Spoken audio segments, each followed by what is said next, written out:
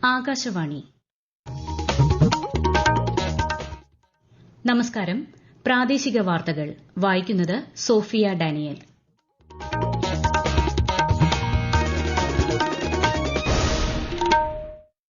പ്രധാന വാർത്തകൾ. പ്രധാൻമന്ത്രി കൃഷി സമ്പദ യോജനയുടെ വിഹിതം 6520 കോടി രൂപയായി വർദ്ധിപ്പിച്ച് കേന്ദ്രമന്ത്രിസഭായോഗം. ദേശീയ സഹകരണ വികസന കോർപ്പറേഷൻ ശക്തിപ്പെടുത്താനും തീരുമാനം. മുതലപ്പൊഴി സമഗ്ര വികസന പദ്ധതിയുടെ നിർമ്മാണോദ്ഘാടനം മുഖ്യമന്ത്രി പിണറായി വിജയൻ നിർവഹിച്ചു. പദ്ധതിക്കായി കേന്ദ്രമന്ത്രി ജോർജ് കുര്യൻ നടത്തിയ ശ്രമങ്ങളെ പ്രകീർത്തിച്ച് മുഖ്യമന്ത്രി. സപ്ലൈകോ വഴി ഓണത്തിന് വെളിച്ചെണ്ണ ലിറ്ററിന് 349 രൂപ നിരക്കിൽ ലഭ്യമാക്കുമെന്ന് മന്ത്രി ജി ആർ അനിൽ. സപ്ലൈകോ ഓണച്ചന്തകൾ ഓഗസ്റ്റ് 25 മുതൽ പ്രവർത്തനമാരംഭിക്കും.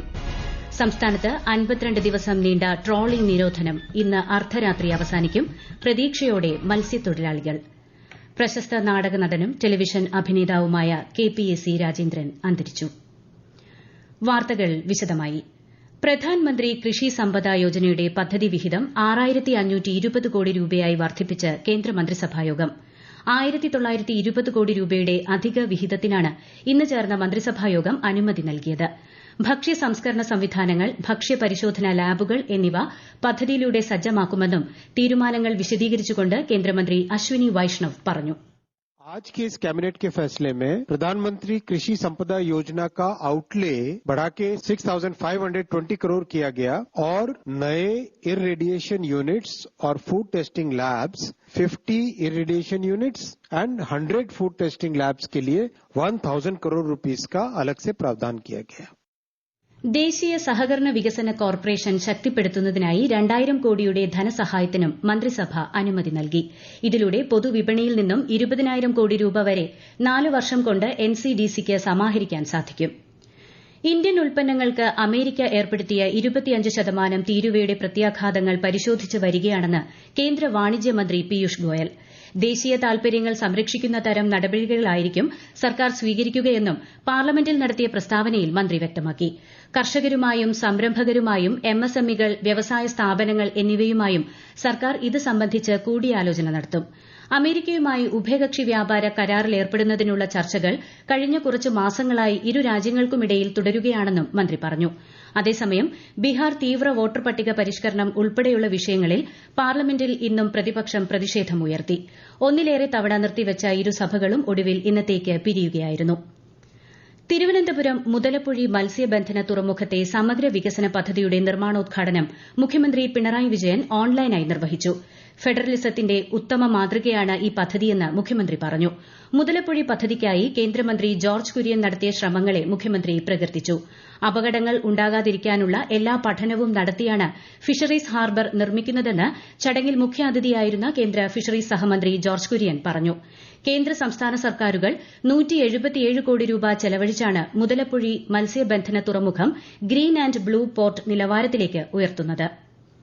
സംസ്ഥാനത്ത് ഇത്തവണ ഓണം പ്രമാണിച്ച് സപ്ലൈകോ വഴി സബ്സിഡി വെളിച്ചെണ്ണ ലിറ്ററിന് 349 രൂപ നിരക്കിലും അര ലിറ്ററിന് 179 രൂപ നിരക്കിലും ലഭ്യമാക്കുമെന്ന് മന്ത്രി ജി ആർ അനിൽ.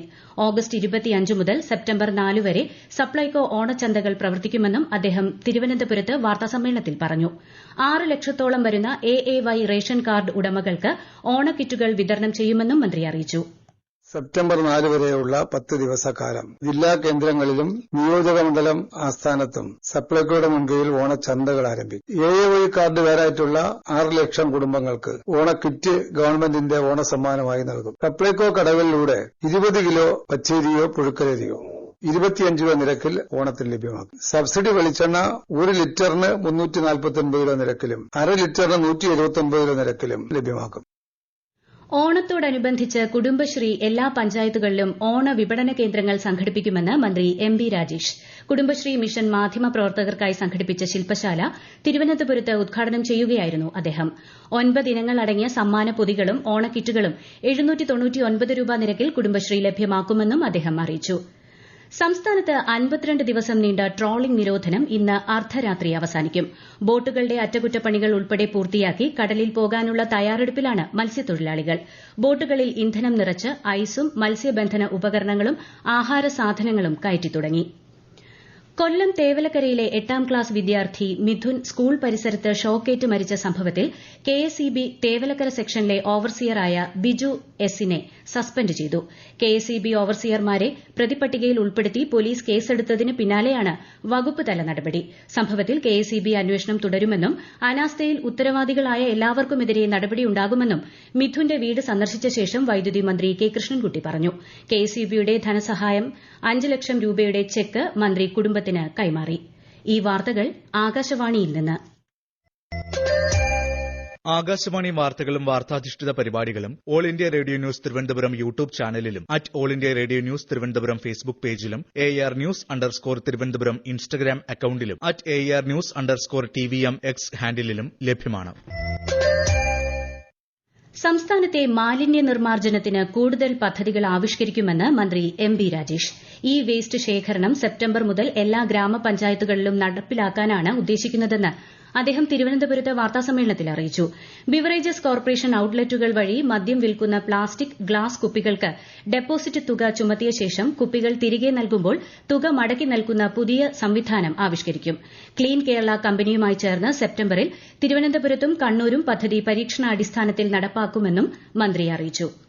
സംസ്ഥാനത്തെ 14 ജില്ലാ പഞ്ചായത്തുകളിലെ കരട് വാർഡ് വിഭജന നിർദ്ദേശങ്ങൾ സംബന്ധിച്ച പരാതികളിന്മേൽ ഡീലിമിറ്റേഷൻ കമ്മീഷൻ ഹിയറിംഗ് പൂർത്തിയായി.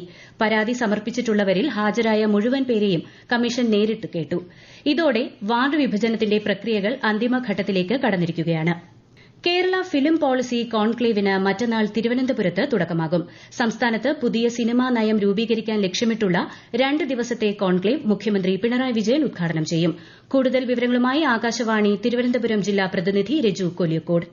സിനിമയെ ഒരു വ്യവസായമായി പ്രഖ്യാപിക്കുക, തൊഴിൽ നിയമങ്ങൾ സിനിമാ മേഖലയ്ക്ക് ബാധകമാക്കുക, സ്ത്രീ സുരക്ഷ ഉറപ്പാക്കാനുള്ള നടപടികൾ ശക്തമാക്കുക തുടങ്ങിയ ആവശ്യങ്ങൾക്ക് പരിഹാരമായാണ് ഒരു സമഗ്ര സിനിമാ നയം രൂപീകരിക്കുക എന്ന ആശയത്തിലേക്ക് സർക്കാർ എത്തിയിരിക്കുന്നത്. സിനിമയുടെ വിവിധ വശങ്ങൾ സമഗ്രമായി ചർച്ച ചെയ്യുന്ന കോൺക്ലേവിൽ രാജ്യത്തിനകത്തും പുറത്തുനിന്നുമുള്ള പ്രമുഖ വ്യക്തികൾ പങ്കെടുക്കും. നാഷണൽ ഫിലിം ഡെവലപ്മെന്റ് കോർപ്പറേഷൻ, കേന്ദ്ര വാർത്താവിനിമയ പ്രക്ഷേപണ മന്ത്രാലയം എന്നിവിടങ്ങളിലെ പ്രതിനിധികൾ കോൺക്ലേവിലെത്തും. വിവിധ സിനിമാ സംഘടനകളും തൊഴിൽ നിയമരംഗങ്ങളിലെ വിദഗ്ധരും കോൺക്ലേവിന്റെ ഭാഗമാകും. കോൺക്ലേവിൽ രൂപീകരിക്കുന്ന സിനിമാ നയം സർക്കാരിന് സമർപ്പിക്കും.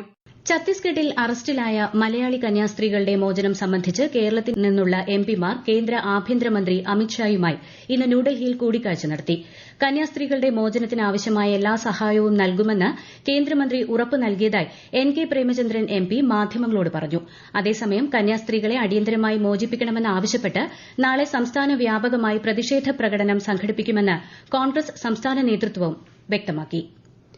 പ്രശസ്ത നാടക നടനും ടെലിവിഷൻ അഭിനേതാവുമായ KPSC രാജേന്ദ്രൻ അന്തരിച്ചു. 75 വയസ്സായിരുന്നു. വൃക്ക സംബന്ധമായ അസുഖങ്ങളെ തുടർന്ന് ആലപ്പുഴ വണ്ടാനം മെഡിക്കൽ കോളേജിൽ ചികിത്സയിലിരിക്കെയാണ് അന്ത്യം. അരനൂറ്റാണ്ടായി നാടകരംഗത്ത് സജീവമായിരുന്ന അദ്ദേഹം നിങ്ങൾ എന്നെ കമ്മ്യൂണിസ്റ്റാക്കി ഉൾപ്പെടെയുള്ള KPSC നാടകങ്ങളിൽ ശ്രദ്ധേയമായ കഥാപാത്രങ്ങളെ അവതരിപ്പിച്ചിരുന്നു. ഉപ്പും മുളകും എന്ന പരമ്പരയിലെ അഭിനയത്തിലൂടെ ടെലിവിഷൻ പ്രേക്ഷകർക്കിടയിലും ഏറെ ജനപ്രീതി നേടാനായി. പ്രമുഖ മാപ്പിളപ്പാട്ട് ഗായകനും ആകാശവാണി ആർട്ടിസ്റ്റുമായിരുന്ന KMK വെള്ളയിൽ അന്തരിച്ചു. വാർദ്ധക്യ സഹജമായ അസുഖങ്ങളെ തുടർന്ന് കോട്ടയ്ക്കലിലായിരുന്നു അന്ത്യം. 40 വർഷങ്ങളിലേറെയായി മാപ്പിളപ്പാട്ട് ആസ്വാദകർക്ക് ചിരപരിചിതനായ അദ്ദേഹത്തിന് കേരളത്തിനകത്തും പുറത്തും ആരാധകർ ഏറെയാണ്. ആലപ്പുഴ എടത്വയിലെ കോഴിമുക്ക് ഗവൺമെന്റ് LP സ്കൂളിന്റെ ഫിറ്റ്നസ് റദ്ദാക്കി.